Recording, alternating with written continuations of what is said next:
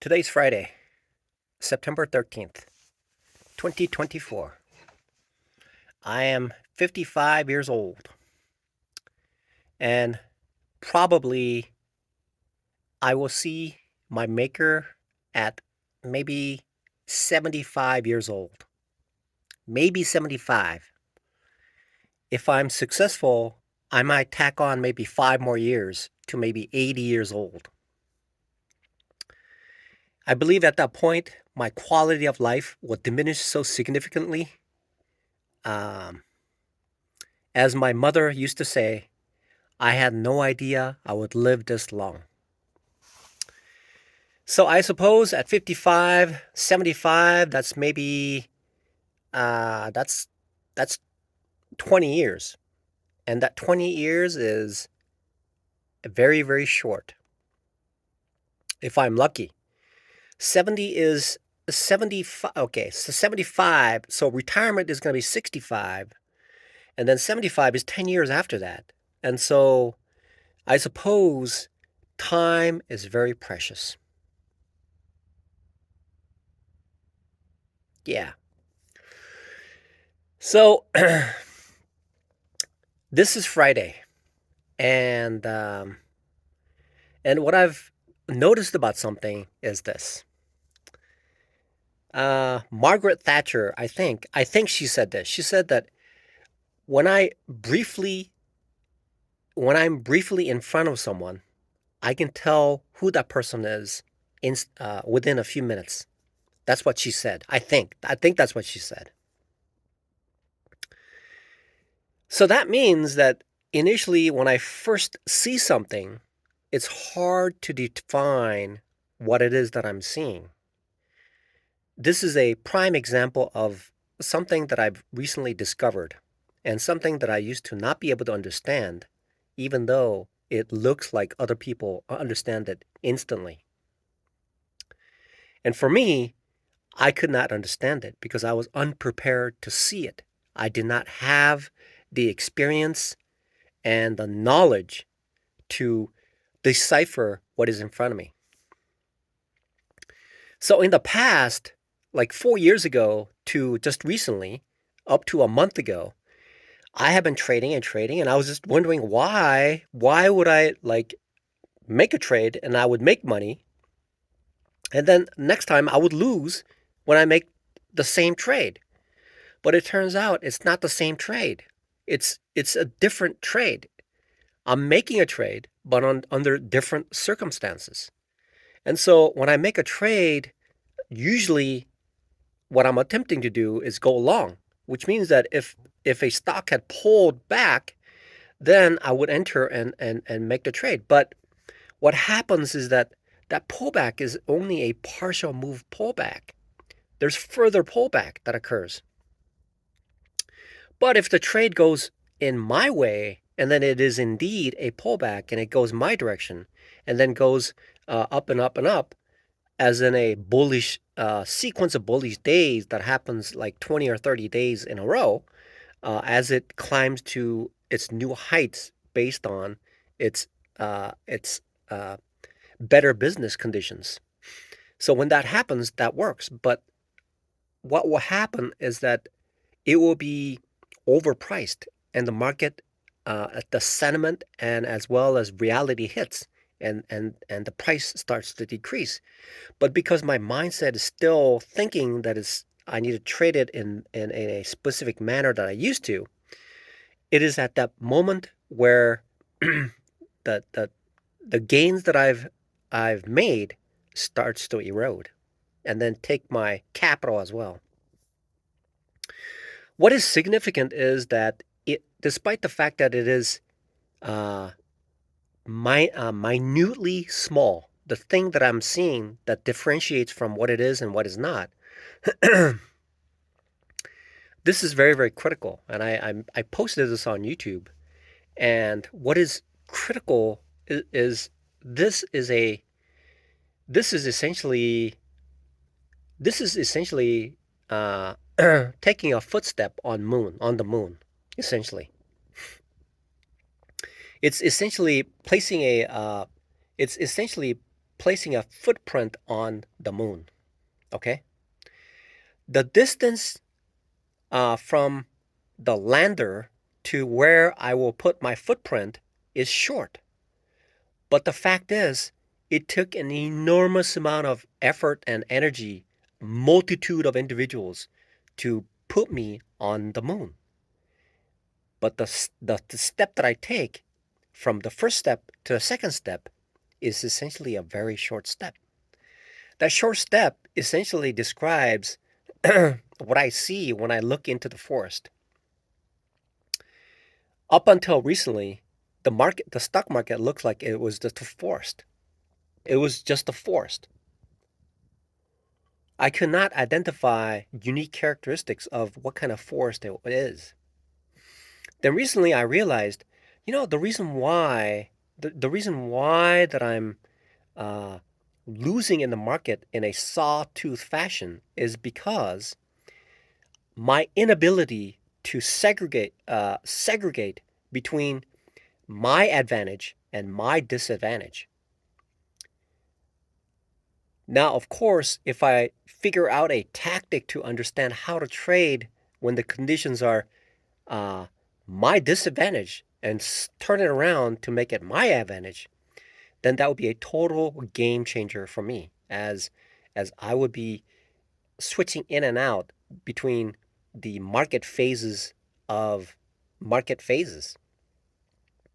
So what I've understood is this, which is so simple. It is see uh, one of the most simple things is the hardest things to grasp onto because it is so close that my hand is actually passed beyond it, and and and it is just a matter of my mind grasping onto it and realizing that it is. Just saying it is. It really is. It is. So the concept is differentiating between when the condition is going up or when it's moving sideways or moving down. So when I'm able to distinguish, identify the the trend that's going up or trend that's going sideways and trend that's going downways, then I know that automatically, whatever I do, I can fall off the bed and trade and I still make market money when the market is moving up or maybe moving sideways. When it's moving sideways, I could top tick it and wait for it. It'll come back to the top tick. That's how it works. But if I top tick when it's moving up, it is actually the top tick, and also it is a bottom tick at the same time because it's moving up. But when I top tick when it's going down, then then my trade is going to be severe loss. That's what happens. So this concept has eluded me for 4 years, full 4 years. Now I now see, even though it's amazing to me. It's amazing to me that I didn't understand this, even though when I looked at the chart, it was doing this, but I couldn't figure out what really that was. And there's actually descriptions about accumulation, and then distribution phase or whatever that. I mean, that's what it is. There's there's literature, graphical description of all those things that are describing the fundamentals of the market, and I was unable to actualize it and make it personal to me to understand what it really meant until I have blown over 200. I mean, I have to as soon as I get a payout, I'm going to compile how much money I spent on platform challenges, but it's reaching $20,000. It's reaching $20,000 on platform challenges alone. So uh, now I am able to see the tree within the forest. I am able to now I am able to uh, understand some of the materials in a deeper manner. I'm able to turn on YouTube and then see what they're saying. Whereas in the past, it would be so difficult to understand because the concept was so new, and it was very difficult to grasp onto. It was truly a very very difficult situation for me, as I I I lacked the the understanding of the market to decipher what professionals were talking about. All I could do is accumulate the information so that maybe later on, like today, decipher it and make sense of it. Connect one of this, connect this to this, connect that together to form a conclusion of what they're talking about. So in the past, I would look at these YouTube videos and I wouldn't know what they're talking about. It's like the cartoon strip Peanut. It's like Charlie Brown would go to school and the teacher would be speaking, but because the teacher is talking in an adult language and Charlie Brown is a child, the child is unable to fully appreciate what the adult is saying. And so when a cartoon comics when a cartoon uh, specials were created and he's in the classroom, the teacher sounds like wah wah wah. Really, because whatever is saying is very difficult to understand. Because from a perspective of a child, it is incredibly difficult to understand until the child has experienced the world through the adult's eyes, lived in it, worn the shoes for a while, and lived in it to appreciate what an adult is. And so that is the distinction that was there in the past. And I suppose poking through that glass ceiling is essentially understanding that concept of the market, and that it essentially opens up the floodgate of understanding the market. I'm not profitable right now, but I'm trying to get there. I'm attempting to get there, but now it seems to be making a lot more sense. Uh, And what I've noticed is that when I specifically enter in the region where I believe I have an advantage, I lose less. That's what I figured. I lose less. But if I still, right now, if I were to trade in an area where it looks like it is my advantage, and then when I enter, but in reality, it's not my advantage because it's still in a downtrend, then I lose my money. But what I've discovered is that as long as I'm in my comfort zone, like Warren Buffett said, uh, in an area where he's an expertise at, that's where he plays in. And then when he's not in the area of his own expertise, then he doesn't invest in it because he doesn't have the advantage. And day trading is the same way.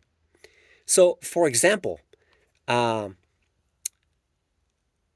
uh, US 30, which is essentially the Dow futures, what that does is that it is less choppier than the NQ 100, which is the Nasdaq future, because the future for that is very choppy, and the US 30 has a tendency to actually trend on a significant amount of this of of ticks before it actually does a pullback. And so there is an opportunity for me to take a great amount of profit as long as my size as and it does allow me to enter with significant size when that happens. And when that happens and I can get into it, then I can gain a significant amount based on just riding the trend for a brief amount of time with large size.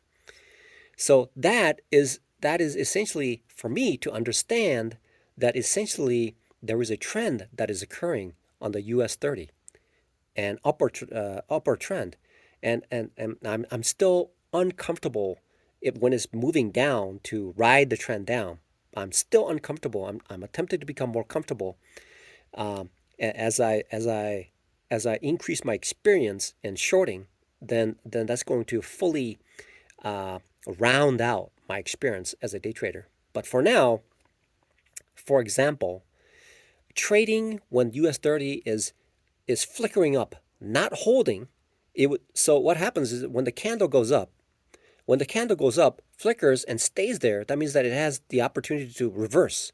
Okay? It is so what it would do is it'll jump up, jump up, up, up, creates a green candle, and right there it holds right there.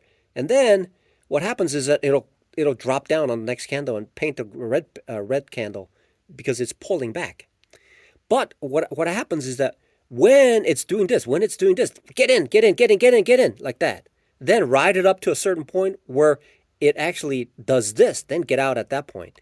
So that is one instance of riding it on a single candle. It essentially behaves like a parabolic movement within a single candle, and with sufficient size. When, especially this, I mean, I have to describe it like this. So when a candle initially starts beginning, and it does this, does this, get in, and then moves up all the way up there, and then at this point it dithers right there. That is when I need to get out, because it's essentially holding this position here as time progresses.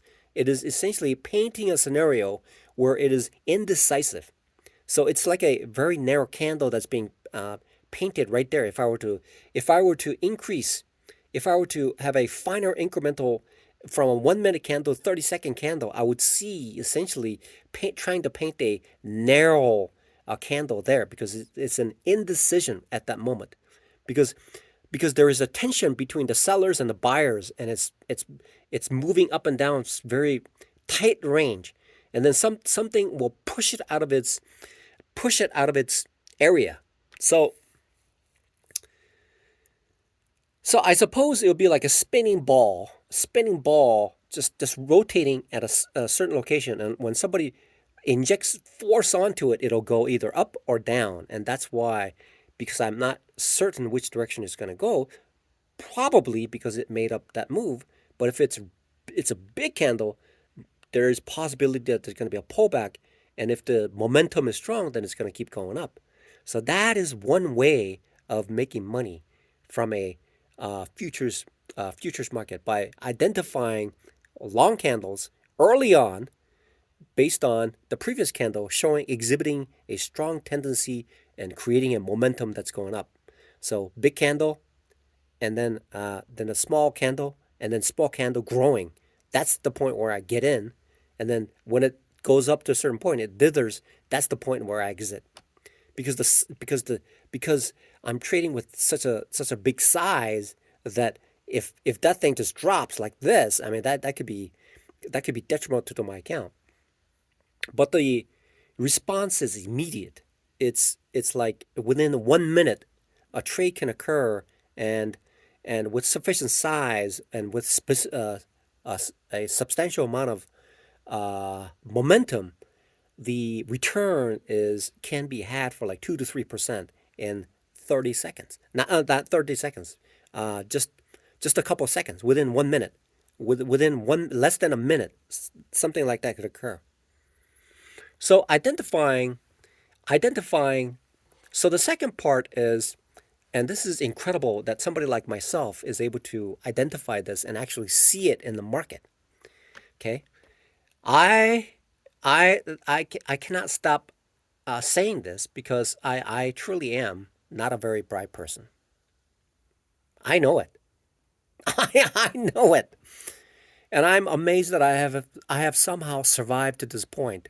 To I don't. It's God is definitely mysterious, and and fortunate for me, my acceptance of Him has prolonged my existence on this earth. Yeah. Yeah. So now, now, uh, yeah. Okay.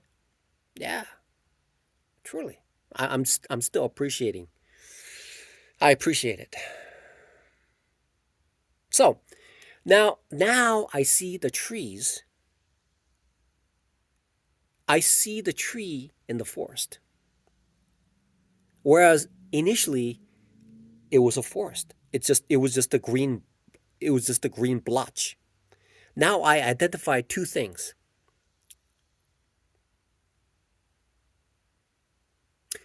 Oh, three things. I identified three things. The first part is the MOAS, right? MOAS. It does this. Okay. When a trend does this, there's a movie out called Smile, right? I think another movie called Smile 2 that's coming out. Apparently an evil spirit enters and there's a smile that occurs like that or something, whatever it is. So somebody who has this like that apparently is under the spirit of the devil or something. I don't know. And the person doesn't have much longer to live. Okay, that's the that's the that's the that's the theme of the movie. So where was that? Where was I going with this? So there's three things. Okay, so the MOAS essentially is the first part is essentially this right there, just like that. Okay. What happens is I briefly saw a YouTube video on this as well. Somebody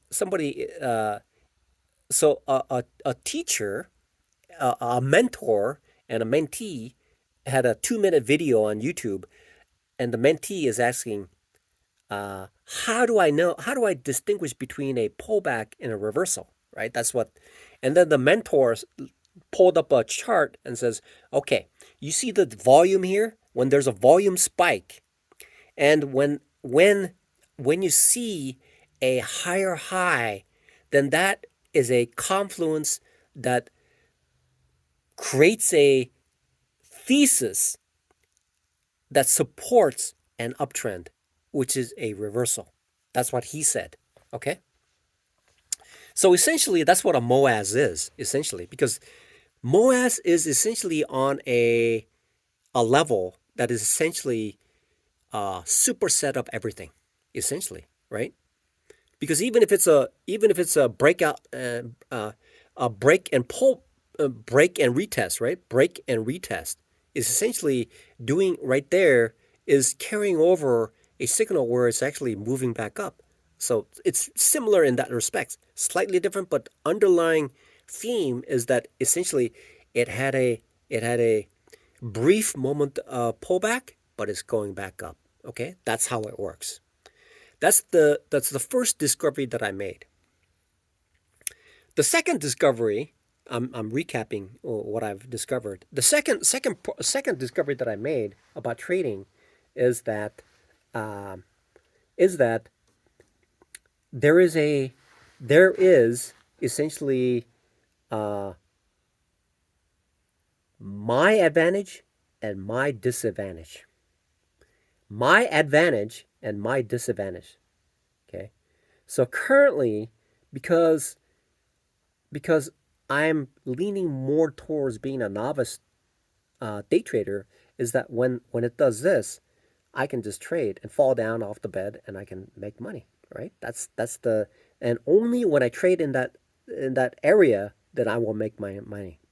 But if I somehow identify that the trend has ended and moving up, and now it's actually in a decline, that means that I need to refrain from trading that area because it's not.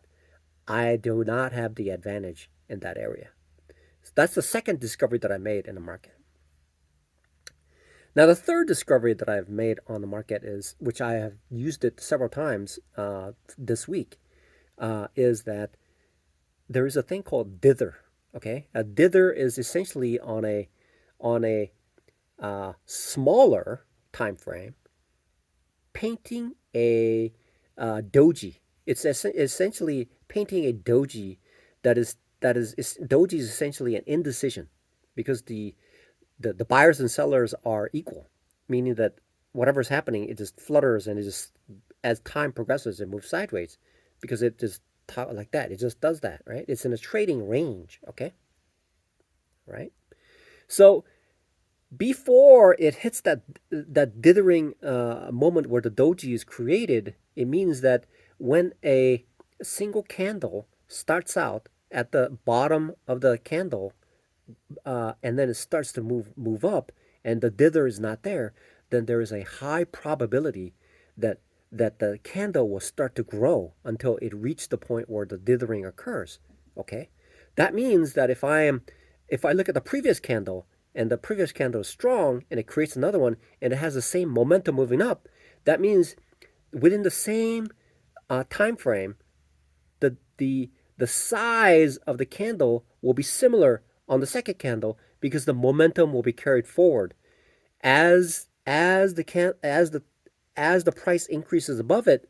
Then the size will start to diminish, uh, or there could be a higher momentum that occurs and starts going up, like just like today on the US 30. I mean, it was like rocketing. It was rocketing today. So in that case, and I sold like I would have passed the challenge with the size that I had. Not even holding to the full move, but maybe half the move. But I took a sufficient amount of gain and I exited, not even knowing that I could have held it and passed it just today.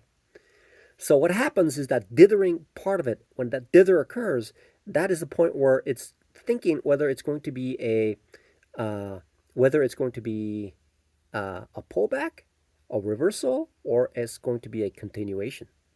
So those are the three things that occurs. So there are three things that I've discovered so far in the market, and this is something that I have acquired through training from Al Brooks. Now, when I just turned it on because I didn't understand a thing that he was talking about. He had this in his course. Okay, you have to buy it to understand it, but I've been trying to understand it for, I don't know, maybe 2 years, 3 years. Is it 2 years, 3 years? I don't know. It's been a while. And I will play the video and video over and over, but the concept is very deep because this guy became a professional after 10 years as a medical doctor. The studies that are required to become a medical doctor requires a PhD level of thinking, I suppose, right? And so they're able to write a book just from memory, right? So somebody like that who spent 10 years discovering or trading, and put it in his tutorial, and for me to understand it, I did not understand it. But now things are starting to trickle in. Now the flood of information is making a lot more sense now. So subconsciously I've absorbed his material, and then now that since I've been trading uh, every day except for the past couple weeks due to lack of funds. Now that I have some funds and things, hopefully things will start to really move in the right direction. Um, yeah. So now things are starting to make sense. I'm beginning to the discovery of these three things in trading has defined the reason why I have a sawtooth kind of of of the funds that I have. Trading result is a sawtooth. Now I see why. So so so essentially, trees from the forest. I suppose that's I suppose that's how I could put it. Trees from the forest. So now I am able to see the trees from the forest. Hey, a long time ago in 2010, after I was disillusioned with the whole thing, in in in essentially in 2006. No, no, no. In Was it 2002? Yeah, in 2002. In 2002, I was faced with divorce. And the next 4 to 5 years, I was distraught. I could not make sense of anything. I could not. I did not understand what was going on. I did not. I was essentially my existence, the existence on this earth was essentially to uh, watch TV, somehow graduate from a university with a college degree in electrical engineering. And that's all I knew. And then got married and had two kids. And then soon she realized that this facade essentially had nothing inside it. There was nothing in me. There wasn't there wasn't any substance inside for her to essentially be uh, preoccupied by, or to be warmed, to be cared for. Okay, there was nothing within me that provided her substance for her continued life with me. Now I see why she divorced me. Now I see that. So it took, but then then things started to essentially erode uh, in 2006 and 2007 as I became totally disillusioned, as my children started to grow up, and and the pressures of life of somebody like myself, who I admit, as God is my witness, an mentally underdeveloped individual in both IQ and EQ, and I know it. And so in 2010, I moved back to Boise, Idaho, and my mother uh, was in a church group, and somehow the pastor was kind enough to take me under his wings and inform me and wake me up to who I am. Okay. And one of the as the studies proceeded, and as I started to grow within him, as I started to grow within him. So when I look at these pastors, pastors are essentially a replica, uh, a minor part of the extension of Jesus Christ, the Father. He is essentially the Father, the guiding light, who is all wise and knows everything because he's the creator. Okay. So this pastor essentially has the credentials to represent Jesus Christ. And he said something. He said something about the the copper mirror. Okay? It's a copper mirror, Cu. The chemical symbol, what is that? Is that what it is? Chemical symbol, Cu, right? Yeah, Cu. Periodic table symbol, right? A chemical symbol, which is Cu, copper. Right? I'm not going to look it up, but it's Cu. So what the specific characteristics of the specific characteristics of Cu later, or the copper, is that it oxidizes, okay? But it is possible to make it into a mirror as long as I polish it. The more I polish, the oxidation disappears, and the bare metal, the apparently orange red copper, shines through as the surface layer becomes less gritty, finer and finer and finer as I polish. Whereas if I were to hold up myself in front of this copper uh, mirror without the polish, I would see essentially a shadow of myself. But as I start to polish and polish and polish and polish, I begin to see. I begin to see who I am. And the market is the same way from my perspective. And granted that I am not profitable, I am not profitable. And do I know for sure I know what I'm talking about? I don't know, but I'm just documenting it. I'm just documenting what I'm experiencing so that one day when I become profitable, then I can look back and say, wow, this is what I was thinking. This is, oh, that was the wrong path. This is the right path. Oh, that's how I get there. But I'm documenting the path that I'm moving towards. Okay? So so when I keep polishing this copper wire, I begin to see a brighter and sharper image of who I am. And what the market is actually doing is essentially the same thing. Because the more I polish, the more I study, I began to see a reflection of myself in the market.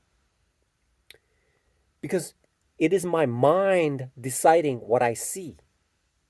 And the greater and greater amount of polishing I do in my mind and my experience in the market, I, bec- I, I bring out who I am as a day trader. And the more I polish looking into the market, then I begin to understand. Uh, then I begin to understand the market more and more and more. And then when I look on YouTube and I listen to it, to what they're saying, it starts to make more and more and more sense. Yeah.